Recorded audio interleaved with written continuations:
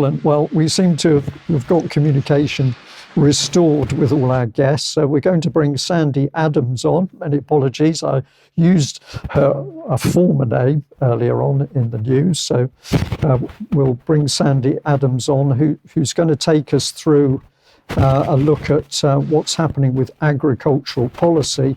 And without stealing your thunder, Sandi, of course, the moment we get into agricultural policy, we don't appear to be looking at national policy within the UK.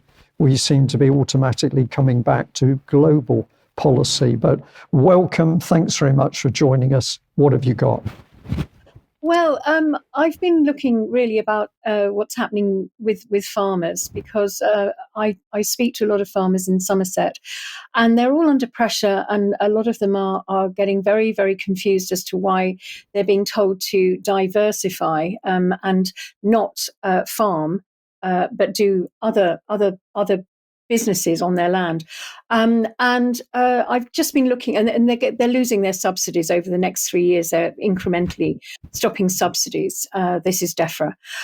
So I've been looking at the Agricultural Productivity Working Group report, which came out quite a long time ago, and I did actually have it on my website for a while. But, you know, with these things, you think, oh, will that really ever happen? And it is happening now, where they're trying to get farmers to rely on electric and electric vehicles and electrify the whole of the farming process, and also to really introduce the whole agri-tech, 5G, robotics, and all that kind of stuff. So I've been looking at the Agricultural Productivity Working Group, and of course it does talk about robotics and the new production methods. Data is big in all of this, the control of data.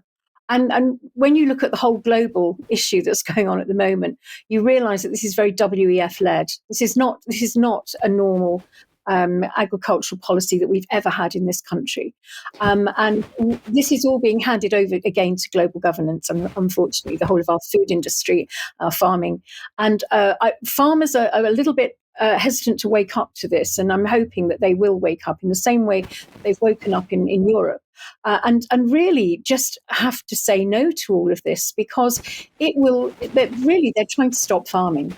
Yep. They're trying to turn it into something else. Yeah. Sandi, I'll just come in if I may. I just want to bring that slide back on screen to actually read a couple of the sections which you kindly highlighted, because I think it's important for our viewers. So we've got new product methods have developed with vertical horticulture and protein biomass production becoming more widely distributed. At the same time, many farmers have pursued energy generation and the production of public goods as business enterprises.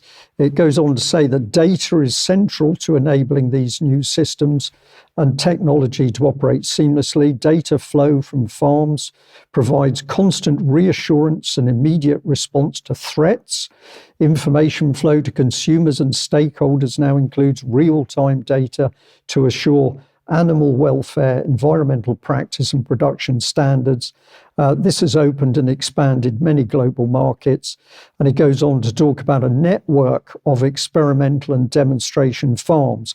So I just found this slightly ironic, because the farming industry and our food production is in a mess. It's getting worse as farms are being destroyed. But all of the words on the paper are talking about this future utopia where automation is going to help the farming process. It's all lies. They're really trying to corporatize farming and make it state-run. And really, the way it's being run in a very efficient way. They want to get rid of the farmers, basically the historic farmers. And let's face it, most of our farmers, the age group of most farmers is 65 to 85 years old. And I think they're trying to introduce this new super duper farms. Where everything is robotic, they have to go to university to learn how to do it, and it's all corporate and very, very efficient, if you like, and GMO. It's unhealthy. The whole thing is very unhealthy. It's not proper regenerative farming, which is what we need to go back to. Yeah. We just had on screen very briefly there this diagram which you sent through, and I read it and I thought, my goodness. So I picked out a couple of the key points that it was talking about. Aside from world-leading knowledge exchange and targeted training, it's also talking about automated animal monitoring, automated feeding and grazing management. And when we see factory farming of animals, I've always thought it unbelievably cruel. But in this case, we can see that they're going to pump in more and more of this style of control of farms and farm animals.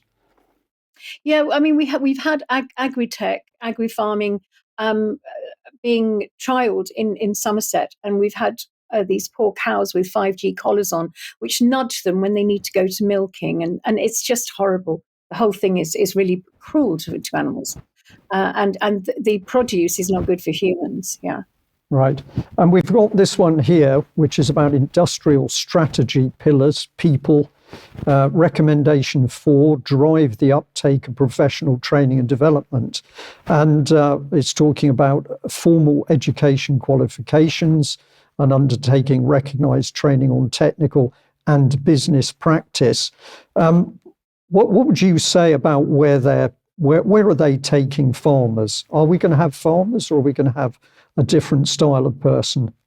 I think what they really want is to really streamline farming and make it more corporate, and turn it into an industry that is seamless. And they want people to go to university or some sort of agricultural college to learn how to do agri-tech. So they know about robotics. They know about, it's going to be very, very much streamlined into the tech, into the technology.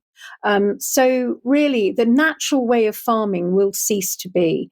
I know we've got a long way to go because our farmers have been using, products that aren't natural, and we've got to literally sort of go back, if you like, and do proper regenerative farming, because this is going to lead into this awful corporate control of the food supply. And that's the worrying thing, is that food supply will be what they want us to eat, not what is good for us. So it'll be GMO, it'll be vertical farming that will be done under LED lights. You don't know how it's grown, what they're giving it to make it grow, and it looks as though it's not something that we really want to get involved in, because it's not good for the humans, and certainly they're going to phase out animals anyway.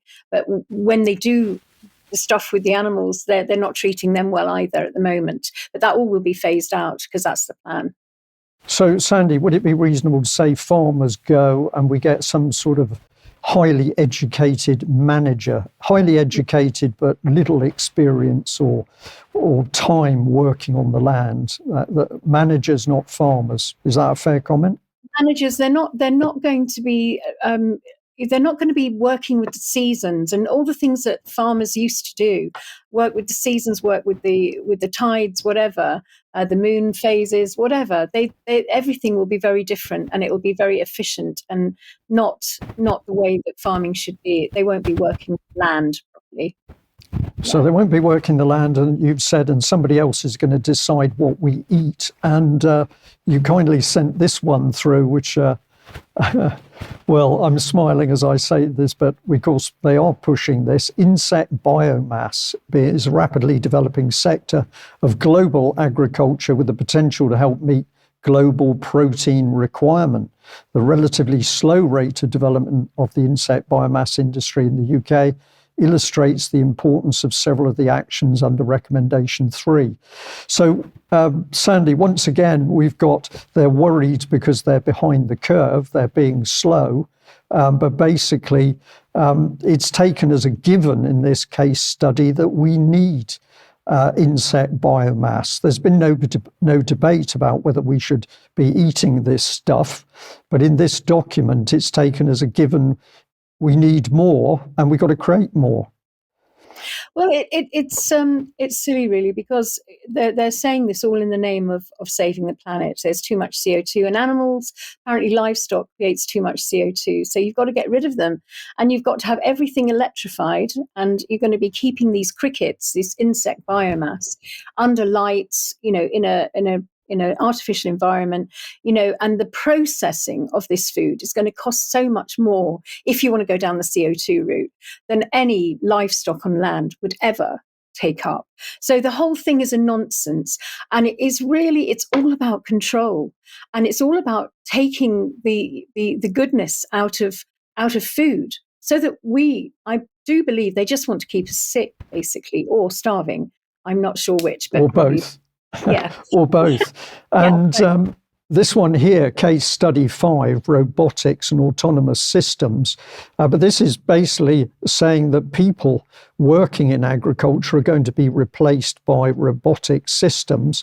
But what I found interesting is that it says here that labour productivity in UK agriculture is low, and the availability of staff to carry out unskilled repetitive tasks is likely to diminish substantially in the next few years, putting some enterprises at serious risk. So we're going to see people go out of business.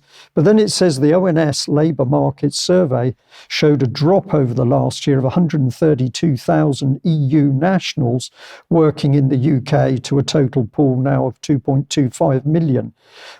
So it used to be the case that the low-grade jobs in farming were a great benefit, particularly to young people who could get some work experience as they transitioned from school, or while they were still at school, into a full-time job. And there were a lot of people who did it part-time. This was all replaced with a lot of overseas labour, particularly from the European Union. We've seen this job market wiped out in Cornwall, for one example. But now even the people who've come in as migrant workers are going to lose their jobs because they can do it by robotics. Exactly. I mean, there was a time when, I remember as a student, in between school and university, I would go potato picking and strawberry picking, and it was something that students always did. That's gone away now, and it's done by migrant workers. But as you say, they will be phased out soon. So Yes. What's going to happen to all these migrants that were working on the farms? Yeah. They're going to be jobless and starving is what's going to happen to them, Sandi. You mentioned this earlier on. We'll just put it on screen so people could see that the document did actually talk about it, but it's saying that electric vehicles will gradually replace diesel versions, and there's likely to be a growth in controlled environment farming, and energy generation on farm is likely to become commonplace. So there's no messing around. They are going to push the electric vehicles. And of course, if the farms can become wind farms and maybe produce a bit of food on the side, that seems to be really what they want. Yeah, oh, sorry, carry on. No, it's okay. I was just going to say it's pretty obvious what's coming. But now we've got the supermarkets that are actually getting in and selling us where our food is going to come from. And I won't jump the gun, but I was astonished when you gave us this, and I saw that basically they were talking well into the future. So what is your take on Sainsbury's? Well, I don't think it's just going to be Sainsbury's. I think some of the big supermarkets are going to, they want to have a future of creating their own farms. And if you look at this document, it's Frankenfoods again.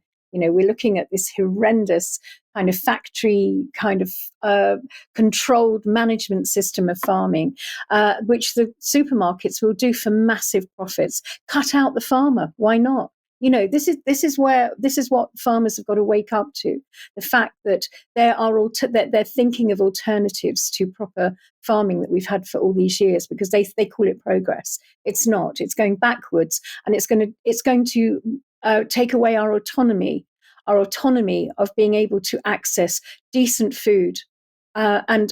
And food altogether, if you like, because at any point, this system that they've got, if it's all electric, I've been looking at this very, very closely. Why do they want to push everything onto all electric?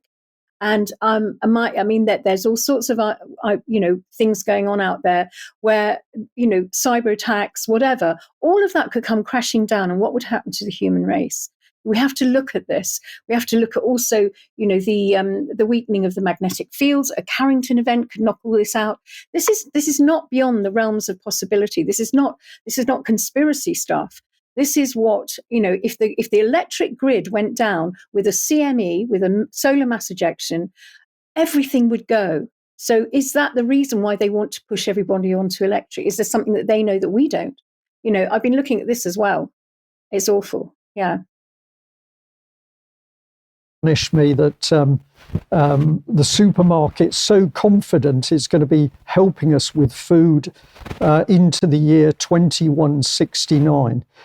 Several people in our comments have said these people are mad, and I have to say I think they're very clever, but they seem to be mad. And can we just end on this one, which is